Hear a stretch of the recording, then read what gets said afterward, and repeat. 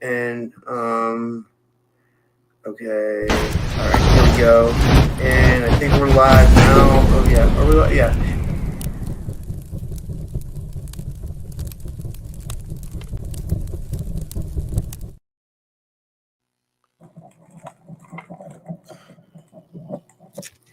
Hey guys, uh, hey guys, welcome back to another episode of the Typical Skeptic podcast. I got my good friend with me, Brad from Shamanitas.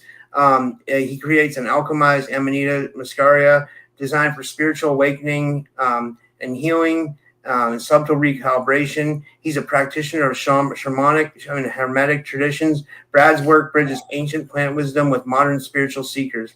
In this episode, Brad shares a powerful channeling of Thoth, revealing how the Atlantean deity is guiding the return of Amanita Muscaria's sacred use to the West for soul remembrance, dream expansion, and Kundalini alignment. We explore how Amanita connects to spiritual sovereignty, higher self-activation, and planetary awakening. And with all that said, I'd like to give him a big warm welcome back to the show. Brad, thanks so much for coming back on, man. How are you? Rob, doing well. Thank you so much. And that was, is that another AI generated introduction? You know it. That's fun. That's super fun. Yeah. But how's that? Yeah. What's going on? Doing well. Always look forward to, hanging out with you and talking about, some mushroom stuff and Amanita and spirituality and, ancient history. Yeah. Esoteric topics, right? Yeah. So what did you uncover with Thoth? This sounds amazing. Yeah. Well, so recently I discovered a book that came out in 1959, and it was called it's called The Sacred Mushroom: Key to the Door of Eternity by Andrija Puharich. And what's interesting is I hadn't heard of the book. I knew about the Wasson book. I always thought Wasson, R. Gordon Wasson, he came out with a book, Soma, Divine Mushroom of Immortality, in '69. And this book came out 10 years prior, and I hadn't heard of it. So I had to dig into it and find out, is this the guy that, introduced Amanita to the Western world? And it seems like it is. And it's a very intriguing story. And one thing I want to note right off the bat is you got the Wasson book that I've talked about before in your show, the Mushroom of Immortality. There's always this kind of like a sub note to the mushroom, calling it something about, giving it some kind of idea of immortality. This book calls it the key to the door of eternity. We see that kind of idea all over the world, relating the Amanita Muscaria to these ideas of timelessness, eternity, divinity, those sorts of things. So, in this particular book, this guy Andrija Puharich, he is he's a medical doctor in the 50s, and he graduated from Northwestern Medical School, and very early on in his career decided he wanted to investigate extrasensory perception, ESP, and even had a research laboratory that he had in Maine. And so his goal was, he thought, well, in order for, us to be able to have these extrasensory powers, you need to have your consciousness be able to leave the body. And so he wanted to study these principles. He ended up in a very interesting group of people. Have you heard of this book before? No, this is fascinating though. This is really cool. Yeah, it's super cool. It's right in with your audience and the topics kind of cover, right? So so he ended up in this crowd of elites in New York. One of them was one of the Astors. One of the daughters, her name was Alice Astor Bouverie. And when you got all the money in the world, you just kind of like research things like ESP for fun, and you kind of look for people out there. She called them sensitives, people that might have the ability. And it was thought that they could maybe coax these abilities out of people, and if they could study the separation of consciousness from the body, they thought it was great fun.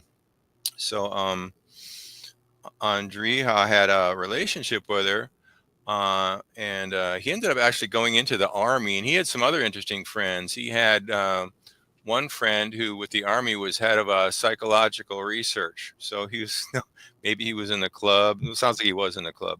But so, and he told this head of psychological research what he was doing is like, well, if it looks like there's something to it, we could really use that in that technology in the military, wink, wink. So yeah, okay, sir. one day he gets a letter from Alice in New York, and she said, we had a little get together the other night, and she was a patron of the arts, and there was this artist, sculptor in New York, and his name was Harry Stone.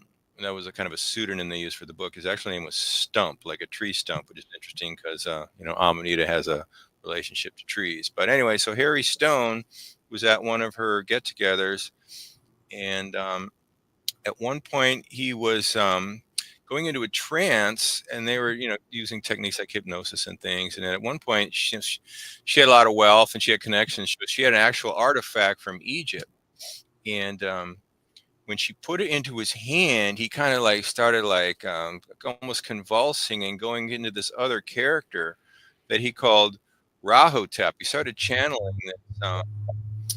It was like a high priest from the fourth dynasty, like 2600-ish BC, like almost 4,500 years ago, and he started talking about how he was like a channel of a channel. He was channeling Tahuti, which is another name for Thoth in Egypt, and this character was saying that you need to look at this red crowned plant as a key and as a gateway to eternal life, and he called it the tree of life. And he was actually writing down hieroglyphics and speaking in some kind of an archaic Egyptian tongue that Alice would write down, and she put all of these notes in the letter and sent it to him. And he had a friend who was another doctor, but he also had studied Egyptology.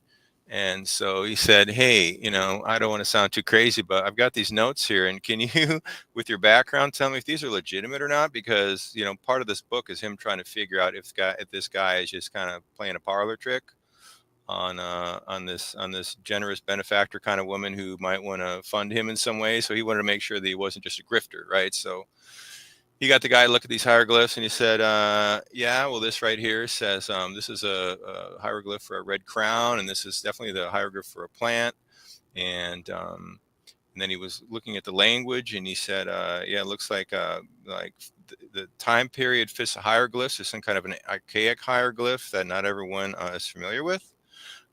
So there's very little chance he could have run across it. Like, he didn't go to some museum and just kind of learn hieroglyphics real quick and then go to this dinner party and do a parlor trick. He said there's no way he could have done that. Yeah, so we see the this Thoth character being channeled and talking about this this plant of immortality, this tree of life.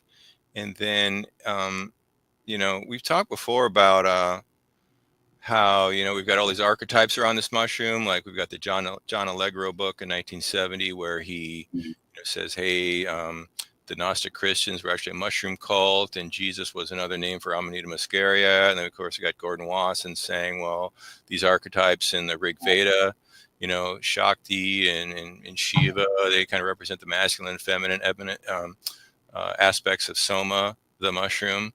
And it's via the Soma that you raise your Kundalini and awaken your third eye. And we see all these concepts in all these cultures. And now, it looks like we see it in Egypt. And so that got him to look at the Siberian cultures. He was looking at the French cartographer who in the 1700s kind of wrote about the shamanistic Siberian practices around this mushroom. Got him to dig into that culture and how they were using the mushroom in Siberia to separate consciousness from body. And so it was really, to me, the first time we really started talking about this Amanita Muscaria in the West, because it was 10 years prior to Wasson putting it in the book. And Gordon Wasson was the one who went down to Mexico in 1956, and he worked with the curanderos down there, and he partook in a psilocybin ceremony and came back to write a Life magazine article about it. And so it turns out that in the midst of his research, the author of this book, he ended up going to a big library in New York City, which had a kind of a mycology section, and they were talking to the curator there of the the mushroom books, trying to get more information on this mushroom that this Thoth character was talking about. And actually, this Harry Stone character, he also had drawn pictures of what looked to be like an Amanita Muscaria with like a cap and dots and like a really thick annulus, which is where the veil breaks around the stem. So it was very descriptive visually as to what this mushroom might look like. Anyway, so they're in the library trying to research what this mushroom might be. They didn't even know what it was at first. They didn't know it was called Amanita Muscaria. And then the librarian said, "Oh, you're interested in mushrooms? Well, there's like one other guy in town that really cares about mushrooms, and his name is R. Gordon Wasson." So the librarian at this library put him together with Wasson, and so this guy was the inspiration for Wasson to, after studying and exploring psilocybin, to then dive into Amanita Muscaria and work on his Soma book. So I was just fascinated that this guy was the inspiration for that whole series of events to take Well, that's place. amazing. Yeah, that's amazing. Yeah, it was like the early like Renaissance of of Amanita almost, you could say. Totally. But like, you think in some way it's been buried for a reason? Like you or like obviously this was hard to find, you know? With the book? Yeah. Yeah. Yeah, it's odd that I hadn't run across it, because I'm talking about Wasson all the time and all the lore around it, and I've never heard about it. It's kind of like almost like the Colburn Bible. Have you heard of the Colburn Bible? Colburn with a Yeah. K. Have you read it? No, I haven't read it. Like I never hear about that either. And back to this idea of eternity or immortality, and it coming from a plant or some kind of an elixir on Earth. I was reading the Colburn Bible a couple years ago, and within the Garden of Eden account there in the Colburn Bible, there's what's called an elixir of immortality in like this big cauldron, and it's described as having an amber color, which, when you look at what our sprays look like, they're very ambery colored, right? So, to me, this looks like what they're describing in the Colburn Bible as the elixir of immortality, right? But that's another book that like is kind of like on the down low. And yeah, I think it's kind of hidden in some way, or obscured or occulted. Like if you listen to Alan Watts, he would say it's like part of the hushed up side of things, like they don't want us to know about it.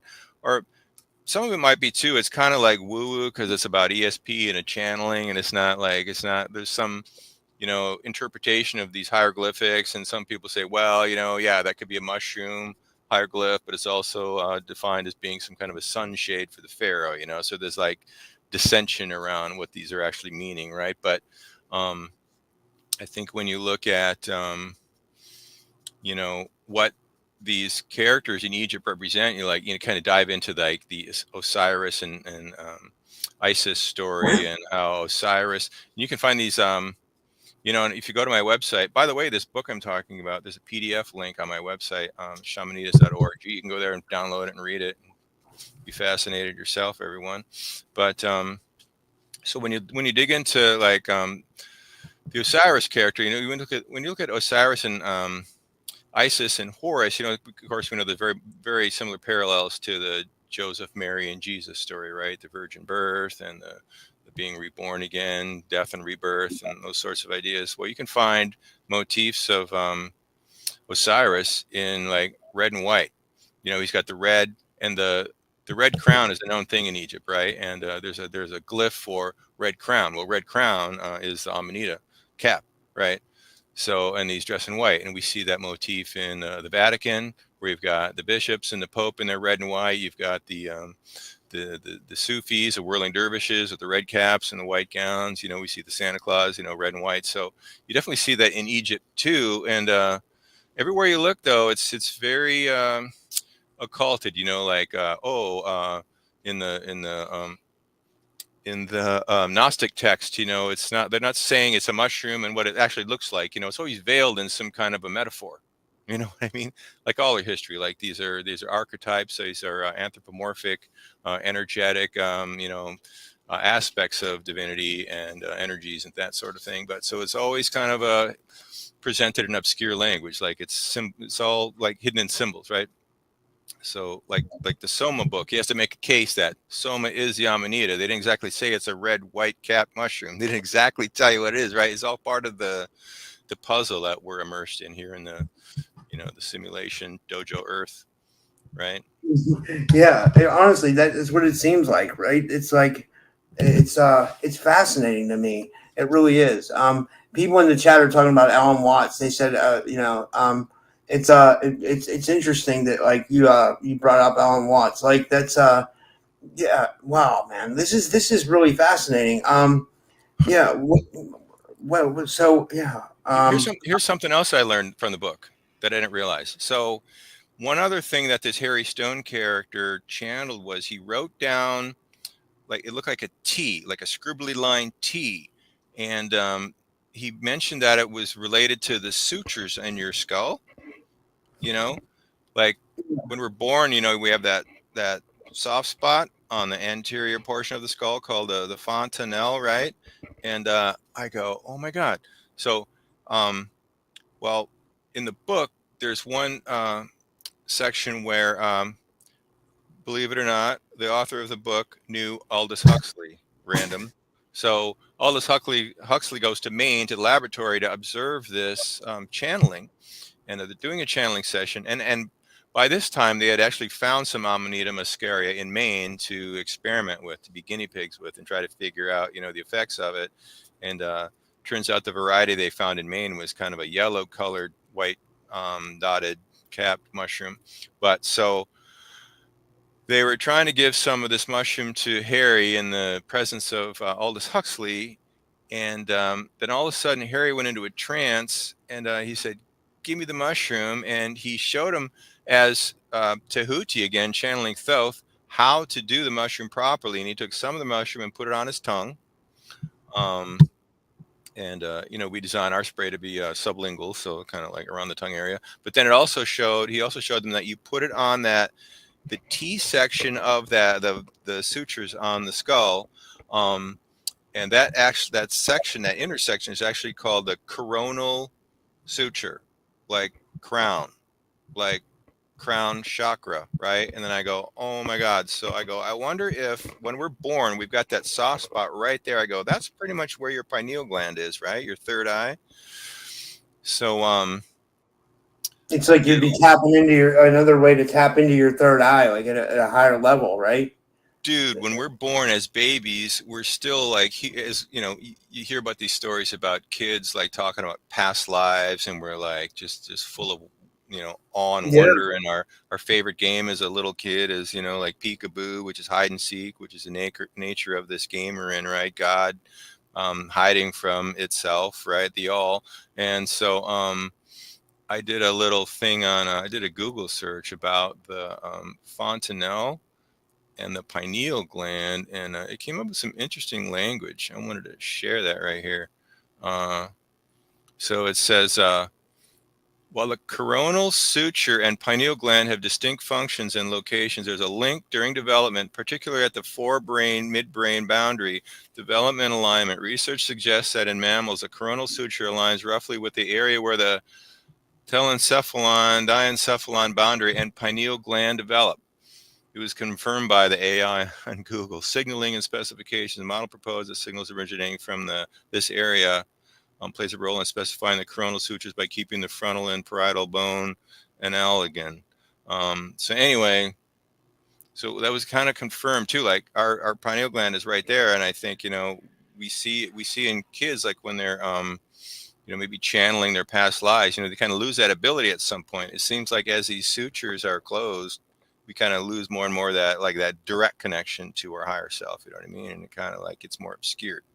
So it's interesting that this gentleman in this exposition actually talked about that. And then when he channeled the Tahuti character, he said, you need to put the Amanita on that part of your skull and on your mouth, which was kind of fascinating to me. Like it tied it directly to the pineal gland, which you see in all the cultures around the world.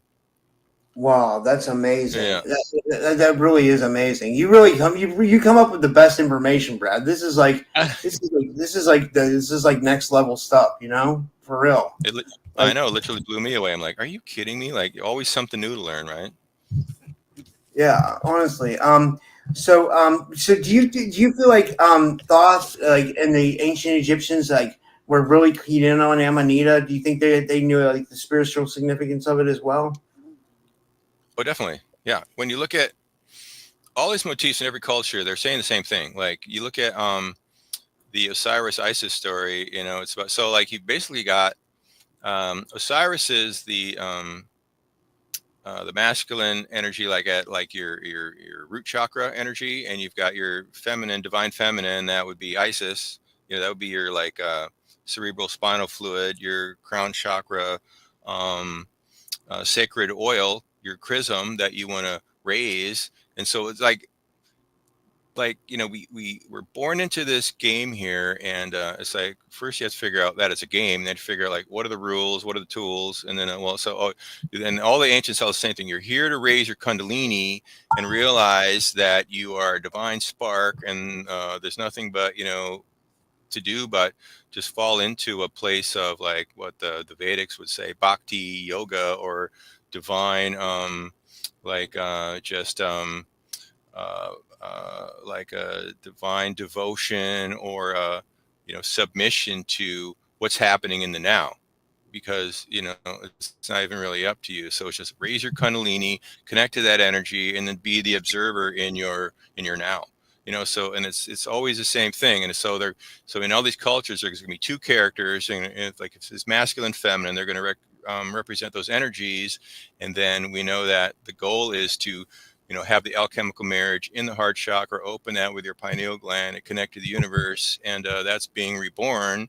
And then in the Egyptian stories, we've got the Horus character. So the Horus character is kind of the born again ascended master, who is always fighting with Set, the evil Set, who's the ego, the Satan, the opposer to being in the now. And so once you're born again, you have to be continually born again, because you're out there in the wrestling match called the dojo of the world, right? So like the Jesus character and all the characters he had to go up against. So you know those motifs are always the same. It's about raising your Kundalini, and then um, learning how to overcome these obstacles, like Ephesians 6:12. Like how to win the wrestling match, good versus evil. So Yeah, it's just kind of to be focused on that. They're all saying the same thing, every yeah. culture. And I was going to say, why do you think now is the right time for Amanita's knowledge to return to us? Like, do you feel like it's because maybe the awakening that's going on around the world, and, like,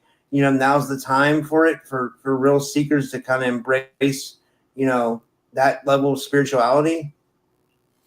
Yeah, for sure. It looks like we're coming out of the Kali Yuga, the dark time, and we're moving into the new age of Aquarius, and we're moving into a time of enlightenment, awareness, and truth, and acceptance, and an understanding and awareness. And so and we're given tools like the internet, where we can access so much information and really put the pieces together. And and like all these plants are becoming accessible. Yeah, and it looks like Amanita is coming back on the scene, and it's associated with Christ and Jesus and the second coming. So certainly it's part of this great awakening, and I think it really should be at the forefront, because it's really the basis for all these cultural motifs and understandings that when you look at what this mushroom does, it puts you into this meditative theta, all these principles like around like Hinduism, like how to get into the now, through meditation and focus, and a release, and submitting to the now. This mushroom puts you in that vibrational state where those things are allowed to happen. you know you can't raise your Kundalini unless you're relaxed and just like ready to submit. You have to be there, and this mushroom puts you there. And it influenced all these cultures to come up with this awareness and this understanding, and this methodology. So yeah, it's Yeah. part of this. It's definitely part of this great awakening. It's coming back around. And do you feel Yeah. like there's misconceptions around Amanita? Well, yeah, everybody knows if you do a Google search on Amanita Muscaria, right off the bat, it's going to say it's toxic and it's poisonous, and it's very dangerous. And all that means it's powerful. They say the same thing about cannabis, all these powerful medicinal plants, especially the ones that bind directly to neurotransmitters in the body. Those are the most powerful, and those are the ones you really like. Traditionally, you would have shaman guide you through the use of these things, right? Because they are powerful. We don't have shaman now really to do it. We've got like random people like me out there on YouTube once in a while, and like I'm always there to offer guidance and things like that. But we don't have that kind of a culture, so they just say, well, it's dangerous, don't use it. But maybe we'll give you psilocybin if you want to pay $1,800 and go to a psychiatrist in Portland or something. Like it's just out of control. But so yeah, it's powerful. This particular mushroom has neurotransmitters that bind to your GABA receptors and your parasympathetic system, and they're not to the body. They look like they're endogenous natural neurotransmitters, but they're not degraded by the natural enzymes. Typically, your body's going to release GABA and then like reuptake it or degrade it with an enzyme. So it tries to keep a homeostasis. These compounds in this mushroom, they're not affected by these enzymes. So you can build up like a large amount of these neurotransmitters in the body. And so if you do like a huge amount, like if you do a couple pounds of this mushroom, you're going to run into neurological problems because it's just an overload, but in small doses, you've got some range to work with homeostasis where you can like up these levels safely, and it's just a matter of dose. Yeah. So they're just neurotransmitters. That's all they are. But they're neurotoxic in the sense that you can overdo it, like any Valium or Xanax or anything. You can overdo any of those things. It's same kind of idea, right? Yeah. Okay. So here's what we're gonna do, guys, because we're gonna talk about some other stuff now. So we're gonna go over to Rumble. So follow us over there, and we'll be over Rumble right now, and you guys know the link, and we'll go on Rumble, and then